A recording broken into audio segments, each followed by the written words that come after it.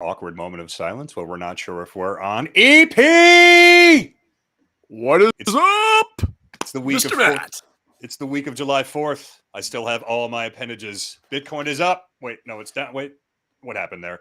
Reddit announces a new NFT marketplace. Meta is getting out of the crypto business. Gucci and Major League Baseball are both getting into the NFT game. The year 2000 called because LimeWire is now an NFT platform. And just like that, blockchain, crypto, and NFTs are back. Yep, still ripping off weekend observations bit from Stugatz and the Dan Levitard show with Stugatz. The Stugatz is strong in me. My name is Matt Stevenson. For some of you that are here, hopefully you know me by now. If not, I am here on PM73 Media, also perhaps the Insecurity Podcast, or maybe my annoying DMs to you on LinkedIn asking if you'd be interested in being a featured guest on various PM73 Media platforms. If you didn't know him already, you are getting to know my man to my virtual right, which is where he is today, I think. Wait, virtual left? EP, tell the people who you are. I am a man on a mission. Good morning, everybody. Good afternoon. Lions, tigers, and bears. Oh my. Cryptos, bullion, and inflation. Oh, why? Short week this week. Love it. Good week. Very busy. Got a new sheriff in town. I've been telling everybody about it. A new sky in town, as I call it. Silver sky plug. But very excited to tear a Luna down today in this room with a man. Really excited. Matt's going to tell you all about him. And we're going to talk about some NFT action, blockchain, and a whole bunch of other good little potpourri in the bag today. Very exciting. Very exciting for a lot of reasons, among which we have two exciting returning bits today. The first one I like to call reading from Google. NFT means non-fungible tokens, which are generally created using the same type of programming used for cryptocurrencies. In simple terms, these cryptographic assets are based on blockchain technology. They cannot be exchanged or traded equivalently like other cryptographic assets like Bitcoin or Ethereum. That is from our friends at simplylearn.com. That's simply with two eyes, just not right next to each other. And my personal favorite, and I know it's yours, limited fake accent theater. I offer you this. It's pretty confusing, right? Does it make you feel bored or stupid? Well, it's supposed to. Wall Street loves to use confusing terms to make you think only they can do what they do. Or even better, if you just leave them the fuck alone. Language adults, we're all adults here. That is Ryan Gosling's portrayal of Jared Vennett from The Big Short in 2015, written by Charles Randolph and Adam McKay from the legendary book by Michael Lewis. And yeah, I know, again, what the hell are we even talking about? Art Briles? What happened there? Sorry, keep it moving. Seriously, I don't know. I try, man. I really do to understand where NFTs fit into the world of cybersecurity and finance and pop culture, but so far not so much. Which is why today, and you know we're always excited. I'm excited again today. Even more so because I genuinely don't know anything about this. We are excited to welcome Anthem Blanchard to PM73 Media on LinkedIn Live. Our man's got a lot of fingers in a lot of pies. He is the CEO at Harris Software Development, the CEO at Anthem Gold, and the president/CEO at Anthem Vault Inc. Anthem, welcome to PM73 Media on LinkedIn Live. Thank you so much, Matt and EP. Humbled and grateful to be on the show. Well, somebody's got to be humble in here, and it's certainly not going to be me or EP. Love it. Anthem, welcome in. Hey, Anthem, how do you like my new crib? You like the design? Man, it's dope. Yeah, I feel like I'm in like a Euro disco pub. It's really cool. and I'm sure you've been in a few of those Amsterdam Music Festival back in the day. It's a little blurry, but something like that. I don't remember being there, but the photos made it look like I had a pretty good time. Yeah, that's some foam marks. I don't know, but it's a little fuzzy. All right. Well, fuzzy is a great way to segue into this, because I'm a little fuzzy on the whole NFT blockchain thing. So off the bat, I want to stipulate that while I don't understand the hype or the value, I am hopeful.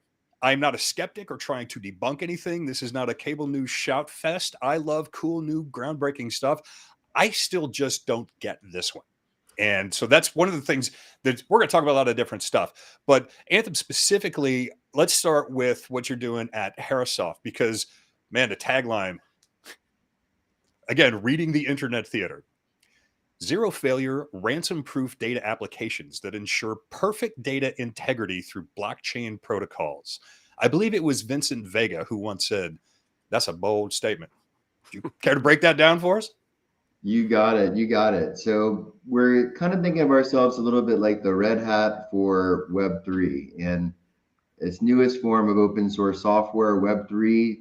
It's a kind of software. It's Bitcoin basically created the invention of Bitcoin. Now there's a lot of others of these Web3 layers of software, and it's just the very early days. And like early days of pretty much every other single really awesome commercial innovation that came to be, the early days were super rough, filled with a lot of bad actors, charlatans, con artists, just, naivety, a ton of just trial and error, working toward getting to some kind of baseline of commercial. And this space is like that on steroids, which is really awesomely exciting about what's going to happen, but also like nerve wracking, like head spinning, sometimes, knee bending, and sometimes, crying.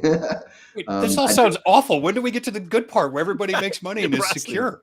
Yeah, it's kind of like a movie or like a sitcom, right? Even in the comedies, right? Like you need the serious parts for the funny parts to work. So I guess it's like the same here. So Well, blockchain's been creeping around the cybersecurity biz for a while now, but it doesn't feel like it's really cracked the culture the way that AI did a few years back. It's on booths, but it's also it quickly went from buzzword to punchline. So like, am I making the right comparison there, or is blockchain applied to security such a different beast? It's just lazy to compare it to when the previous buzzword tech got hot, like cloud or AI. You're spot on, and it's because I would say true blockchain is yet to commercialize. So I think part of it is understanding public relations and how public relations is used, and really it's used to basically throw other people off. So like IBM is kind of the most famous company and one of the most open because they've been doing it for over a century. But basically, like there's no such word blockchain in Bitcoin's white paper. And Bitcoin is really, people would say, the advent of blockchain, quote unquote. I mean, technically there are other people. Blockchain is a word for a database. That's all it is. It's a series of blocks of data, database basically. So there have been blocks of data way before, Bitcoin, but it's a concept of having a parallel networking computer basically that all of the metadata sits on the edge effectively, as opposed to today where all the metadata is held in all these gigantic clouds, and effectively all of our connections with all these different pieces of software are really serial linked IP addresses, and there's tremendous vulnerability of the networks because of this. And I think of it like, we're 30 years into the internet, and obviously we have precursors to the commercialization, but effectively, just like when electricity was first invented, roughly the first 30 years or so, everything that was electrified was done in a serial circuited network. And it took, I would say, the servicing of the network becoming more expensive than the actual cost of laying down the network and maintaining the network for a network to go from serial to parallel. And that is where I think we're at with the internet right now, right? I mean, Amazon's about 40% of the internet. Microsoft, Google, I don't know, they're a massive part of it. I mean, if you imagine Amazon got pulled out of the internet right now, how far back we would go in terms of our quality of service. And it would take at least a couple of years, I think, for others to come in there and plug a gap that could, again, very easily be compromised, because anything centrally is very easily compromised versus any kind of architecture that's distributed. And that's really what Web3 is. It's parallel distributed network architecture. And it's going to ultimately be critical to evolving the internet. I mean, the numbers that we heard and at RSA conference a month ago was that $6 trillion a year in cybersecurity costs, including rampant ransomware that went from zero less than 10 years ago to over 100 billion likely this year in cost. And the defenders of commerce, Amazon, Microsoft, Google, and all the internet providers and data centers out there, they're spending about 300 billion, and the gap is widening. So the only fix is architecture. And that fixes Web3. It's parallel architecture, but Web3 is very new. And like all new anything, the use cases are very, very limited, very severely constrained by how much throughput, capacity, reliability, predictability, cost, number of services, right? So like we're talking things to protocols right now. Bitcoin's a protocol as well. Internet's a bunch of protocols, but they're private protocols, which means that they're permission, like, Google or Microsoft or AT&T or someone has to basically grant permission, or your website administrator or your email administrator. And all private protocols, whatever they are, TCP/IP, VoIP, SMTP, there's tons of them, right? They're all permission based. Public protocols, a class of software type that Bitcoin's invention created, are public protocols. Ethereum, Bitcoin, and such. Doge. They're Doge. It's true. Had to. Sorry. Yeah. It's there. It's there. It's all software key driven for permission, so it removes the human admin. The system administrator is removed for the first time ever. And not just software, but think about like cave people and filing cabinets. I mean, there's always been an administrator to the database, but Bitcoin is effectively in public protocols remove the need to administrate the database. And by doing so, it removes the corruptibility of the database. This in turn is a total 180 from all types of data that we've ever recorded, certainly from a commercial standpoint, back to like, basilicas to AWS, right? It's the databases have all been breachable and hackable, editable, never incorruptible. Now 13 and a half years ago, we discovered an incorruptible type database, a write once, read many type database that so far in 700,000 plus instances, in Bitcoin's case, about 3 megabytes saved a piece of blocks of database basically have yet to be corrupted or deleted. So this is a game changer, but like all, yeah. You are a game changer. I'm smiling. Oh man, I'm sorry. Thinking, no. I know I'm kind of with you no, a little man. bit, It's all good. Well, I called Matt one day and I said, I've got the guy that we're going to bring on that we're going to help with the gap. You spoke about the gap earlier in terms of what companies are spending on cybersecurity, and you're talking about how Web3 can fill the gap or fill that void. I want to go double click on that once again, but you're a great storyteller. Like, I mean, just how you're just flowing right now. For me, it's easy to understand, and I've talked to a lot of people that have tried to do what you've just done for the last 6 minutes and 23 seconds. And it which I love, but it's like they can lose me after. Really subtle there. Good job, EP. They can lose me in the first 30 seconds because I'm like, what did he just say? Yeah. Or they can go the other direction where I've listened to some like, what's that Clubhouse, where I'm listening to these yahoos that are just talking about, they just basic fluffy 30,000 feet stuff. I'm like, no, go deeper and use some. And I know what we're going to be doing today. We're going to talk about like real use cases. I just posted up an hour before we came on the air here about, I think it was out of the Washington Post, about how they're considering here in California, the most efficient government program, the DMV. They're talking about actually issuing driver's licenses via NFTs. Really, really cool. And so like, I love what you're doing here, but I want to ask you, there's a lot of gas out there, Web3. Wait, I have a joke. I have to make before we get too far away from it, because Anthem, you said you were talking about database administrators and cavemen and filing cabinets. And I'm just picturing like Tharg in the cave when Gronk is coming over to do a cave painting on like some virgin wall space, and Tharg is the database administrator for the cave, and he's just like and like chases him away because he's about to spoil what they've been doing to tell the story of all the Neanderthals around there. So it was funny to me. Perfect. Right, far side, I appreciate it.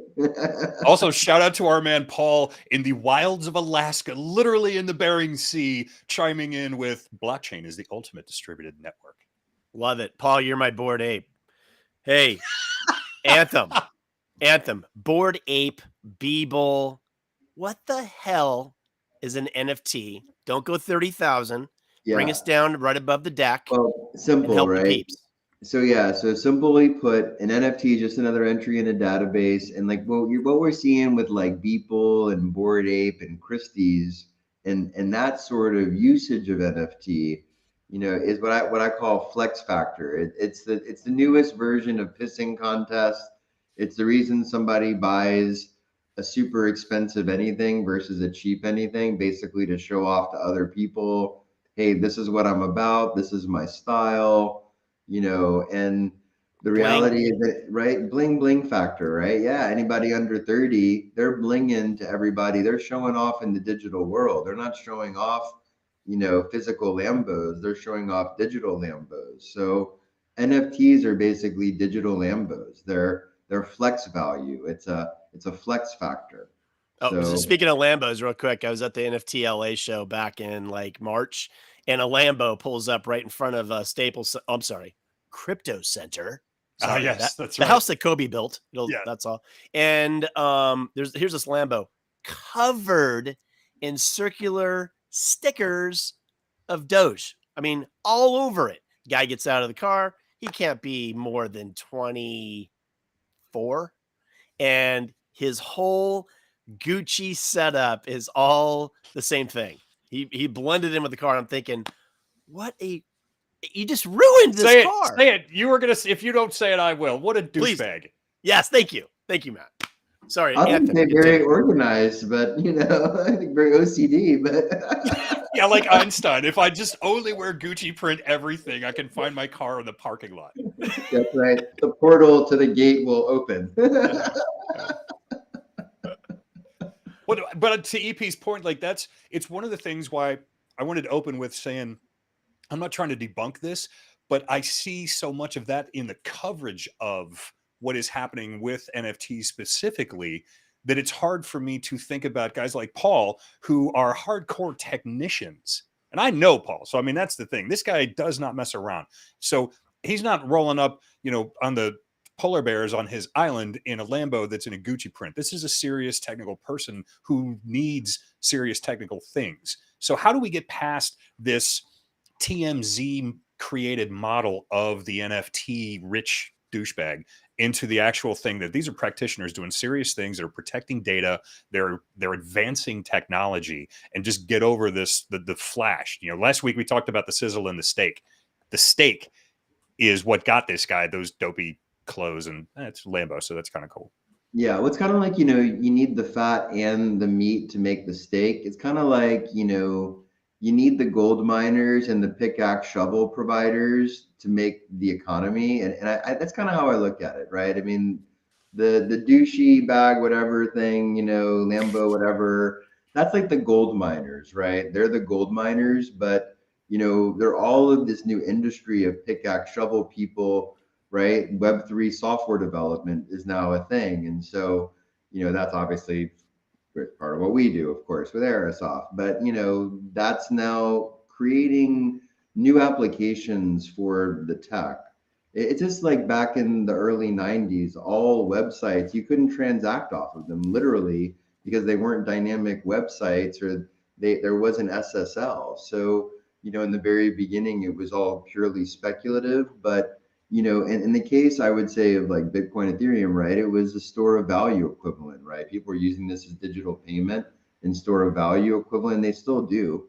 There's nothing that's changed there. It's just now it's kind of evolved to a store of value equivalent with like these form of digital collectibles, basically, that can, you can assign whatever kind of rights or access, like like a new VIP card, for example. I would say that's kind of the involvement socially. And on the security side, we view public protocols as game changers, as layers of software that can be stacked and integrated into existing central stacked cloud architectures to provide ransomware proof, perfect data integrity, and 100% uptime.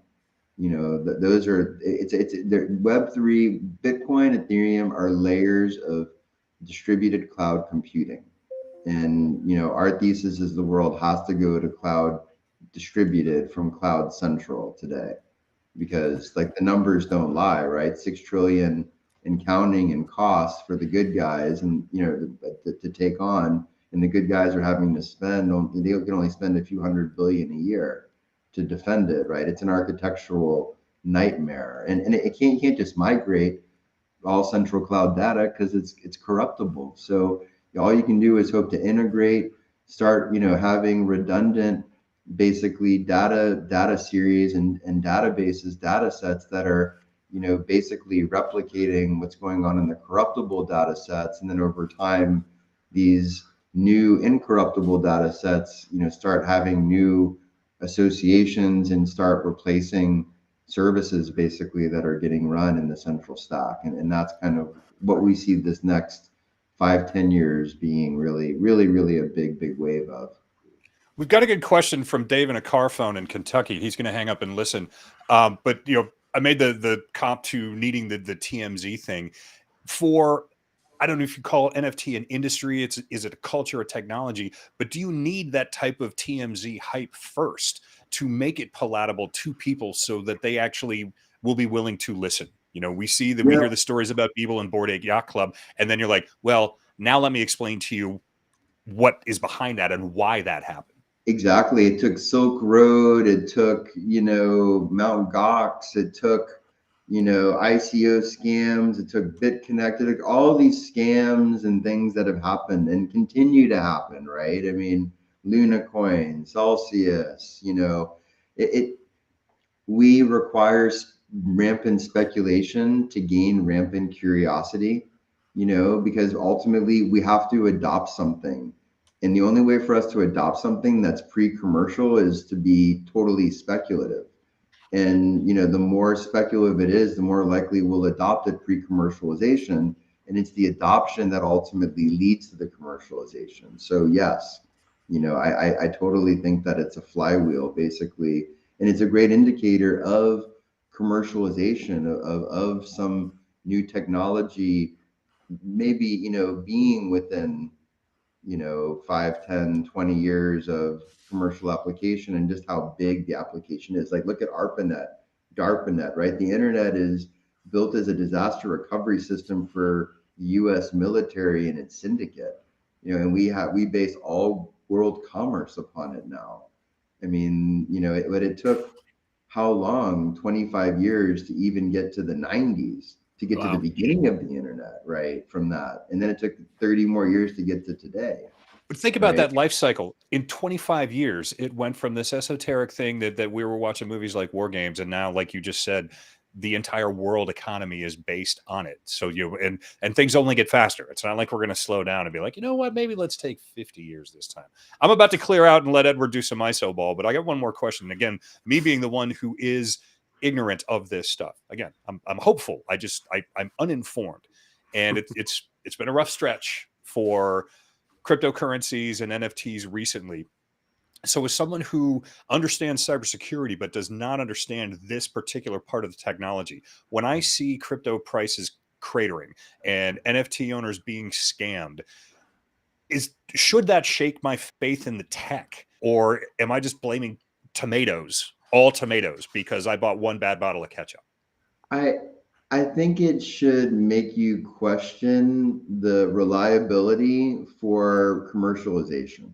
I think that that's a really fair comment, because commercialization needs a lot of consistency.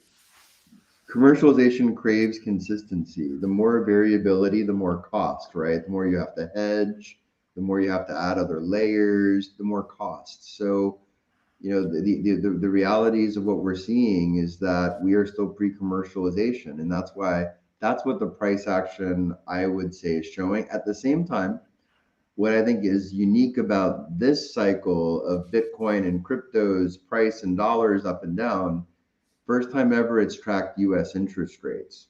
And that's a big deal, because the 10 years prior to the last 3, Bitcoin's price didn't track interest rates at all, didn't correlate to the market at all. Yep. And that now it's totally correlated to interest rates. So that I like that as a really good macroeconomic sign to the relevancy of Bitcoin, which is the foundation of all Web3 ultimately. because Amen. Yeah. I Bitcoin, mean, will fall you and I apart. have talked about this. I mean, everything is like starts off as being a ridiculous concept and then transitions into this risky concept where we've been living for the last, I'd say, I don't know, 3 to 5 years. And amen, we are right now in the relevancy. I mean, guys like Matt right here, it's been there. You've heard it, you've seen it, you just haven't jumped in the pool yet, and it's here. It's not going away. I mean, it's very relevant. But Edward, I'm afraid. I'll throw you a life preserver. Matt, I've Well, got you. Come to well, the that- deep end. Hey, You this is know, your house. Like I said, I am passing you the ball and clearing out, man. Go to work. It's only 3 feet deep, Matt. You'll survive. I would, my favorite thing is, buy $20 worth, Google Maps, Bitcoin ATM, Yeah. download like a free Bitcoin wallet. Who cares? Even if you lose it, you download the wrong wallet, whatever. But just once you have those software keys to Bitcoin, BTC symbol, AKA Satoshis, you will start on another level. It's literally like taking the red pill. It's like I'm anything, not sure if right? that's the allegory we want to go with in these modern Well, political times. it's like buying a house, right? Until you buy a house, you don't really appreciate all of the things that go along, like the gardening and this and the air and the this, right? But once you buy a house, all of a sudden that shit matters because you have to take care of it, right? Like it's not somebody else's thing anymore. It's your thing now, basically. Well, you and the mortgage, basically company, obviously, but it's kind of similar, right? Like if you're just talking about something, it's one thing, but when you're doing it, it's another. And that's, the buy-in is basically like $1 in theory, but practically, finding an ATM, putting $20 into it, Yeah. putting it on your phone, and then you'll start looking at it. I promise you, you are going to starting to Oh, look at the price as the rabbit hole, and then it starts getting you into the tech. It just happens. that's I've got my Coinbase account. I do my religious twice a month things just You're already because on the why path. not? You're here. You're good. You're good. Now it's just patience Well, and yeah, but you built a security company out of it. That's the part I'm wondering. It's like all this stuff that I bought a few months ago at $65,000 and now it's trading at 20. That's my question on the curiosity. technology side. This Well, is yeah, because like what we're doing, so like most of what we've done in our first year of our 2.5 year history was really building the business. We licensed all of our retail gold software to an offshoot of the European Union and their assayer called Warburg Holland, basically. And that basically got us down the rabbit hole, raised some money, built a team, serviced 10 other clients, and that basically is us building software. But prior to Hera, we've been building for about 6 years, prior to 7 years, in public protocols. So Reuters credited our team building the world's first gold cryptocurrency 8 years ago called Independence Coin. It has a total marketing promotion, and it worked so well as a marketing promotion that we just kept on the rabbit hole. We never stopped. And even though we were like a decade early to Web3 commercialization, wasn't even called Web3 back then, whatever it was, right? We were just like, yeah, this shit is cool. People like it. They're curious about it.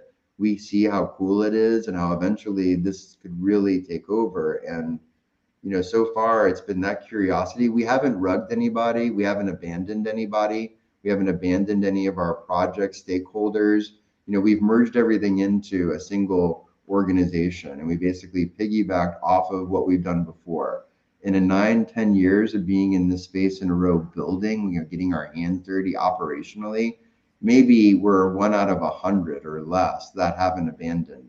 So our access to developers, to team, and developers are second to none doing diligence. So we're like the pickaxe shovel people for a lot of people in this space, and because they trust us. And honestly, like we went out the gate with super cheap pricing the last year because we kind of year and a half because we had to. Now we've like shown everybody that we can build, and we have some pretty big clients and pretty big people under NDA.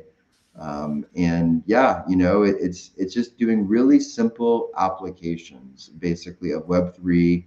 Very very simple layered stacks, minimally layered stacks, into as minimally intrusive, minimally API called, layerings into existing commercial stacks.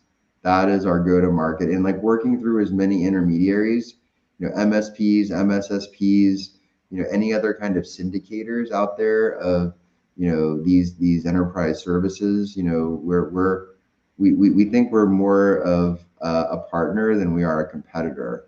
Anthem, talk about that. Talk about the MSSP aspect. How are you putting yourself out there with MSSPs right now as to why they would knock on your door and need your services? Kind of take us through a real life example of that, if you will, so people can. This is really for our viewers that are like, "Hey, man, why do I need this? How am I bringing this in? Give me like a use case. Make this part of my life." Yeah, so and this is going to go public in about a month officially. So I'm not going to name the name, but we signed a pretty major managed service provider. So not managed security service yet, but about a month ago, and we're their very first Web3 vendor. And we might be the first Web3 vendor of any major MSP. So breaking news right here Yeah. on PM73 Media, LinkedIn Live. Yeah. We're stoked. They don't want us to announce once we're to market. So, why don't you come out to Black Hat and let Matt and I announce it for you on a big stage? Yeah, man. I'm sure they would love that. So right. They actually just had their 30th year anniversary party, not to spoil who it was in Vegas this year, I think. So, but yeah, so let's get IT on that, please. We need some AI on that. That could be awesome. And really, our goal is to kind of make ourselves known as the leader. Okay, so what are they knocking on your door? What are they asking for? What are right now it's a simple product called Harristamp that literally is an API call, and we push the data as an infrastructure as a service into wherever databases they want, and then encode with it a simple little stamp of data that gets saved into Bitcoin's database blockchain, and that's the world's strongest database. So it's basically a notary. So this is like a data corruption is a multi-trillion-dollar a year problem. That's cool. Very, very well known. So that's the first application. So we basically tiered it, simple report right now. So that's what we're going to market with. So that's exciting. Thank you. Yeah. I got another MSSP on the East Coast.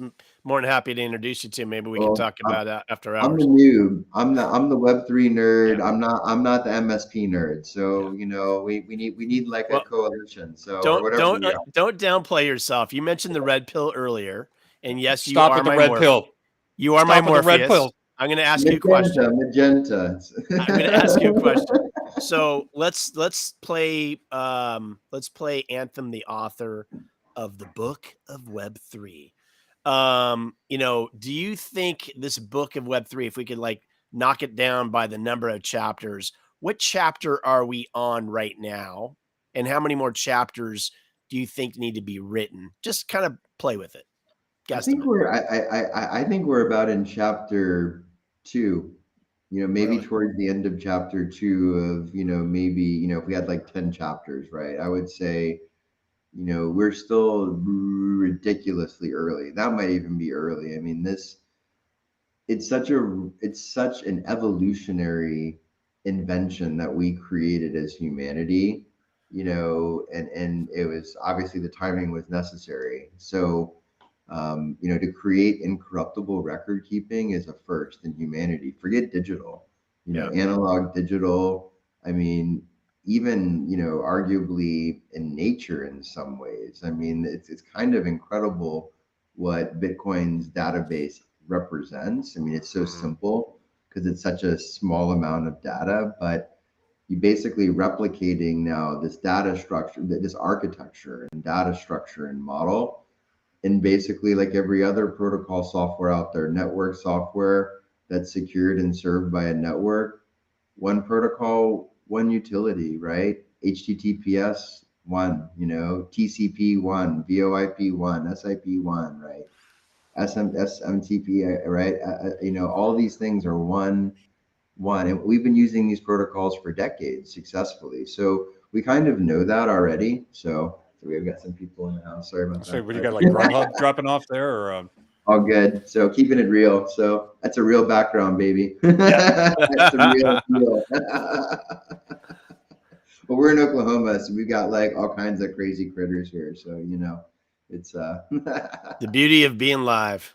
Yeah, exactly. That is Bring her on the thing. show, man. We're always interested in getting new opinions on You whatever know, it is we're to talking kind about. of keep it fresh, honestly, you know, I was thinking about doing the backdrop, and I'm like, you know what, transparency, baby. That's Web3. So Who are you talking to? radical UCEP studio. on a radical voluntary basis. Anyway, but yeah, thanks. This has been, you know, it's been a lot of fun to kind of talk about some esoteric shit here. So, you know, it's early, and you know, how do you become the next Levi Strauss of NFT era? I would say, you know, be the pickaxe shovel people. So be the people that actually can do the hard work of communicating with developers, of communicating with project managers, you know, of communicating with people that are already in Web3, quote unquote. You know, I mean, they're going to be speculative, so expect that. You know, I wouldn't expect anything, but you know, anticipate that. And you know, it's then I think, you know, you're going to put yourself in a great position, because this space is still pre-commercial. Even when it starts commercializing, that's like the beginning of its commercialization, right? I mean, it's so early, and I mean, I can't begin to tell you, from Fortune 500 companies to startups, we get people in as clients or prospective, to governments, to, you know, prime contractors of governments. I mean, this has only been about a year and a half for us. So, I mean, you know, really, for all of you out there that have been running commercial operations already, you're at a great advantage, because they're not teaching Web3, you know, degrees in universities, you know what I mean, are very, very few, you know. I mean, you know, in Cyprus, I think you can get a course. So, you know, Andreas Antonopoulos, who's a great resource, by the way. He's one of my favorites, because I think he's one of the least biased sources of information in the space. But you know, he's a lot of good textbook kind of reading for those of you that like that. So Wait, EP, wasn't that the guy that used to do the radio show with Matt Money Smith? No, I think it was the guy that was on Sesame Street that was next to Big Bird. So I got a question regarding NFT with its relationship to. We keep going back to Bitcoin and currency, but you know, in the larger question, it's blockchain. But early on, I was talking with my dad about this, and this was years ago. And he's not a technology guy; he's a finance guy, but was trying to figure out how to get involved. And I said, Dad, don't worry about learning that stuff. Own the buildings. You know, provide server racks, be the guy who, you know, supplies the cabling. Is there ancillary business like that that will grow as a result of NFT is where the rock hits the water. It's the ripples that come out of there. Or is NFT a ripple that is coming out of the blockchain? I would say, for the hardware guys, you know, that like that, you know, Bitcoin mining, maintenancing is the safe bet. You know, that's like the oil welders of the modern era, kind of, I would say. So, you know, for those that really like hardware and that's what you do and you're hardware people, I would say go places, you know, New York State, go Washington State, you know, for hydroelectric, where a lot of this is going in the US, or Texas. I mean, these are examples in the US. You know, just start Googling and looking up, you know, Bitcoin miners, and, you know, start calling them up and asking them, like, what kind of maintenance services and stuff do they need for their operations. That's a great safe bet, because, you know, Bitcoin is the world's strongest clock. Ethereum is the world's strongest computer processor. But Bitcoin is pretty much guaranteed to continue to secure its network and to serve its network in the same manner. You know, Ethereum, there's questions about. So the safe bet is, you know, if you want a safe bet and kind of, you know, a life plan or whatever, a 10-year plan or something, you know, and you're a hardware person, I would say Bitcoin mining, you know, anything involved with it. There's all kinds of stuff, and cooling it better, electrifying it better, right? You know, racking it better, maintaining it better, whatever. I'm not a hardware. I'm not really much of anything, honestly. I'm more of a generalist, but, you know, you all that are in the know, I would say Bitcoin mining is the simple answer. So, in Yeah, hardware. I like to follow the companies that are all building the infrastructure. It's what you just, talked about, like who's building the marketplaces, who's creating the functionality for those that want to get in and, don't even know where to start or to get the right applications for the dev apps that they need to be able to link into to, be able to transition what their technology currently is to be able to offer their technology on the block, or to take their technology and offer it into an NFT. And a lot of this is happening here in California. A lot of it's happening in Miami. Why is Miami, Anthem? Why is Miami becoming the Silicon Valley of crypto? What's I think the simple answer is that they took advantage of the last 2 years of global lockdowns. I mean, Miami, Tulum, and Dubai were the three places we identified that basically never shut down during the last 3 years. And Tulum, obviously, it's a lot of ayahuasca and other things. So, it's not quite boardroom Very interesting friendly. cities to link together right there. Yeah, it was kind of bizarre, but all these other global cities were pretty much shut down, and it was kind of fascinating. So, Miami stayed open. Dubai, we spent a lot of time in Dubai making relationships. We ended up getting, a Qatari government bill that we press released. That was the very first instance of Air Stamp a year and a half ago, and awesome. Really, it was just having to be super adventurous while everybody else was kind of being super cautious. And it was kind of a risky bet, honestly, but it got us to here. And I'm super grateful, for the forward thinkingness of these places. And Miami, I think in particular, obviously it's in the US, it's kind of always been the hub of the kind of the Latin world and the European world in the US, and in an African world too, really. So, I think it was natural. And I think, here in Oklahoma, for example, I'm sitting in Cherokee Nation. I'm also in the United States nation, obviously, and I'm also in Oklahoma, and I'm in Washington County. I'm in all these different things. It's so confusing, right? But, what's confusing is why you're in Oklahoma. Where are you? Hold on. Yeah, when he first told me, I thought he was in Miami when I first met him. And he goes, "No, EP, I'm here in the OKC." I'm like, "What?" And then he starts talking about Qatar, and he starts talking about Dubai.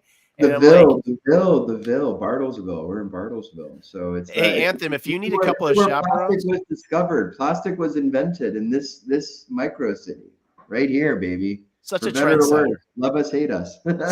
such a trendsetter. And if you need a couple of chaperones, maybe you can help Matt and I do our next live episode from the top of the Burj. That'd be pretty cool. Oh yeah, man. Or from Bartlesville. People left in there, right? Yeah, exactly. Or from the Ville. Yeah, dude, we're going to Bartlesville. EP, trust me, until we get fully funded, it's we ain't going to Dubai. We're going to Oklahoma. Okay. Amen. Oh, it's fun too. We can have just as much fun here. So yeah, it's a good time. It's a good time. All right, I know that I keep circling back to this, but I think it's not too broad a generalization to say that everybody links this type of technology to things that aren't particularly serious. It's either speculative financial things like cryptocurrency, or whether it's Top Shots for the NBA, Miami Coin, which is, let's be honest, has not been particularly successful.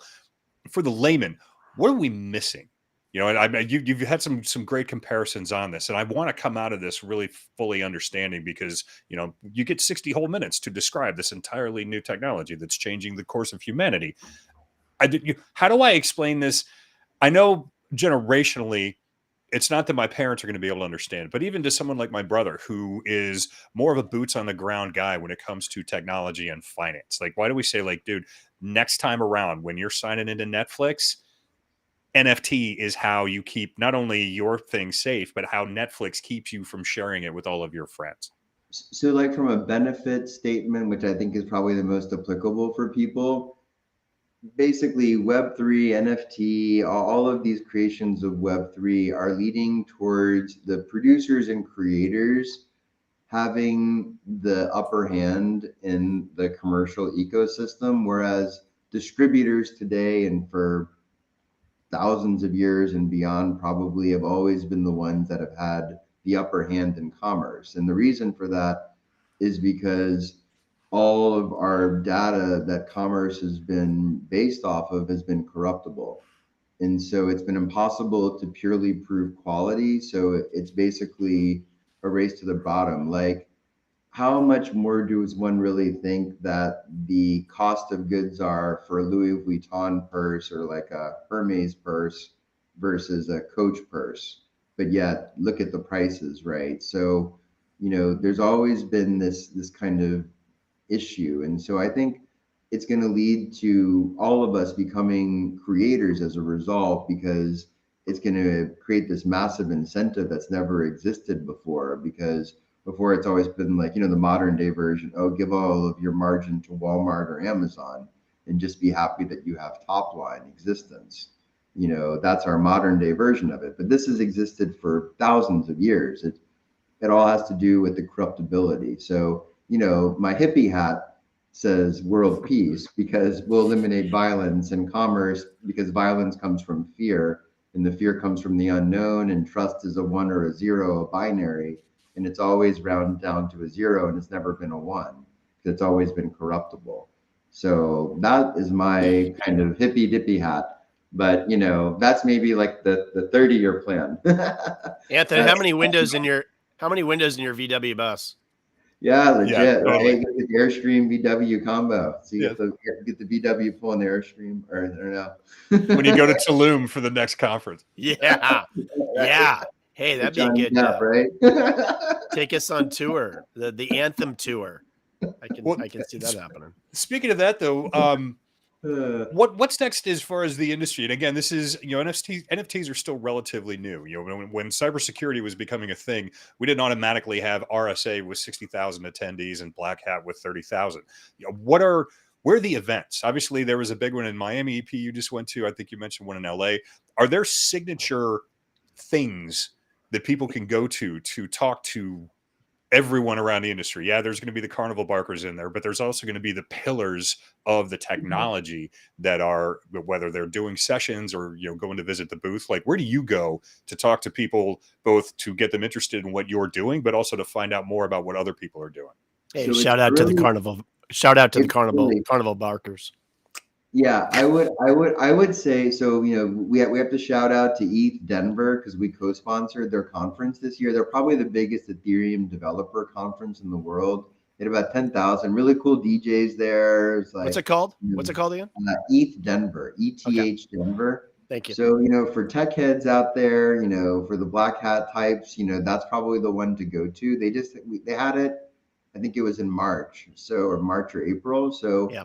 I think there's like ETH other ones, like ETH New York, and I think it's the same circuit. So I can't speak for the other ones, but I can speak for ETH Denver. I've never been personally, but we've had people at the team go, multiple years, and it's really a good one.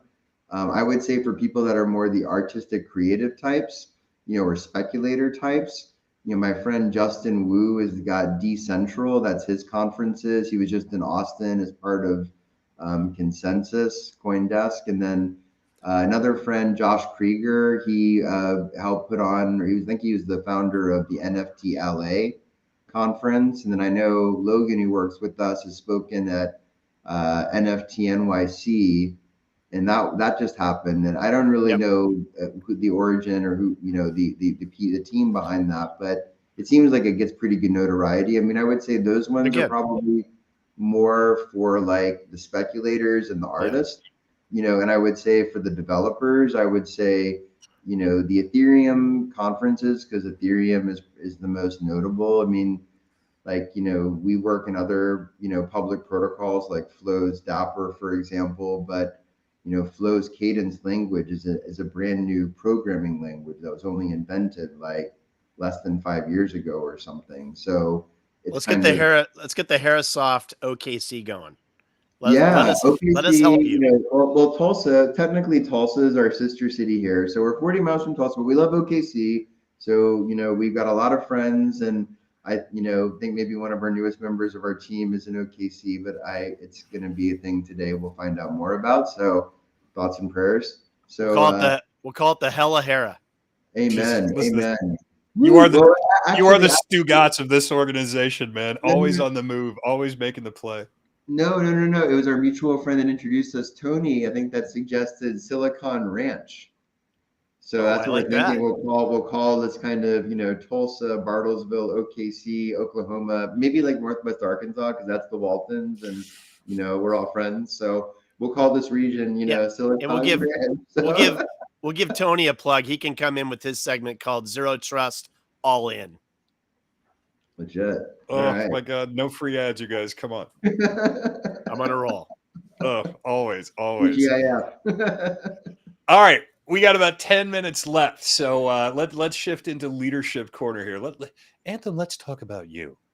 Tell me about your mother. No, that would be awkward. What's on your playlist, man? Like, what are you doing when you're not doing this? Books, movies, TVs? Do you go to lectures at the library, museums? I'm such a boring motherfucker, man. Actually, we just celebrated. That's two in one episode. No. I know, right? Sorry. But anyway, yeah, no, we went to a museum. We just celebrated our anniversary in June. So Mazel tov. Thank you. In 16 years, so it's pretty good. So yeah, we're getting up there. So it's really beautiful art here. There's awesome music scene here. There's great festivals. I mean, our little town Bartlesville, a 40,000 city technically, but it's got a little skyline. So it's got awesome music. I mean, Cynthia used to be in the music industry. Actually, fun fact, her ex-business partner, Liz Rose, co-wrote all of Taylor Swift's first album. So she's probably the most famous non-singer, the songwriter in Nashville. So yeah, she was in digital IP before me. So I was in e-payments before this, for a while. But Matt, I love to travel. I love to listen to people. Honestly, I love listening to people's stories, and listening to other entrepreneurs is fun. It's kind of maybe sadistic for some people, but I really like it. I like kind of hearing other people, and they always mentor me. Anyone I speak with, I feel like is a mentor in a way, and hopefully I can kind of achieve something similar for them too. And it's just staying curious and open, and kind of like walking down life's path. I mean, it's a fun place to be. Yeah, and if anyone wants to reach out, they can text me 702-569-3431. Wow. Dropping myself. Listen to that, man. Not since Dude. Mike Jones in 2004 has someone this whole high profile just thrown his number out there. Your for everybody. Your gatekeeper. Your gatekeeper's about to quit his or her job. I know, right? And all the black hats. Well, I've already been sim hacked a couple times, so what's another time to be sim hacked? So in case anybody missed that number, let's repeat it: 867-530. Yeah, there we go. I knew that was coming. Yeah. No. It's I'm all about access. I mean, in this day and age, I mean, if the hackers can find me, then the non-hackers should be able to find me too. So it's the least you could do. There's nowhere to hide. You don't need an onion and pay Satoshis to get my data online. I'm just gonna give it to you for free, right? You might not even get the right data. Bouncing into our fourth corner, the epic corner. EP, what's epic this week? Well, aside from my man Anthem being epic, here's what's epic. So you guys know about the trilogy, the Jurassic World trilogy, right? Dominion came out. It's been out, I think, for a few weeks now.